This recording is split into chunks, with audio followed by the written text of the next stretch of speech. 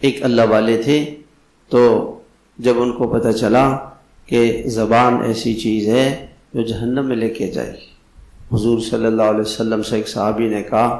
کہ یا رسول اللہ زبان، آپ نے فرمایا زبان کی حفاظت کرو، کف علیک لسانک، اپنی زبان کو گناہوں سے بچاؤ۔ تو انہوں نے کہا کہ یا رسول اللہ آدمی زبان سے بھی گناہ کرتا ہے۔ صحابہ تو نہیں کرتے تھے نا، زبان سے بھی گناہ ہوتا ہے۔ آپ نے فرمایا ہاں، زبان ہی تو جہنم میں اوندے منہ انسان کو گرائے،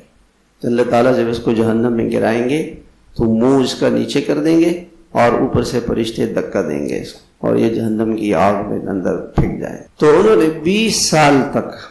کسی سے بات نہیں کی، 20 سال یہ مجاہدہ ہے، اور کوئی بات کرتے تو پرچے پہ لکھ کے دے دیتے کہ بھئی، اور پھر شام کو سوچتے تھے کہ یہ جو پرچے پہ میں نے لکھا تھا اس میں کتنی بات غیر ضروری تھی، کتنی ضروری تھی، ایسا مجاہدہ کیا زبان کی حفاظت۔ تو ہم لوگ اگر یہ نیت کر لیں کہ جی ہم نے اپنی زبان سے کچھ بولنا نہیں، بھائی خاموش رہیں، کتنے گناہوں سے ہم بچ جائیں گے۔ من صمت نجا، ساری دنیا کی لڑائیاں اور سارے لوگ جو لوگ جیلوں میں ہیں، اسپتالوں میں ہیں، زخمی ہو رہے ہیں، مر رہے ہیں، اور وہ ہارٹ اٹیک ہو رہے ہیں، برین ہیمریج ہو رہا ہے، بلڈ پریشر آؤٹ ہو جاتا ہے غصے سے، یہ ساری کی ساری یہ زبان کی کارستانی ہے۔ کتنے گناہوں سے انسان بچ جائے گا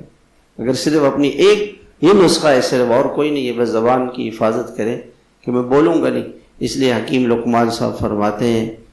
کہ کبھی ایسا نہیں ہوا کہ میں خاموش رہ کے پچھتایا۔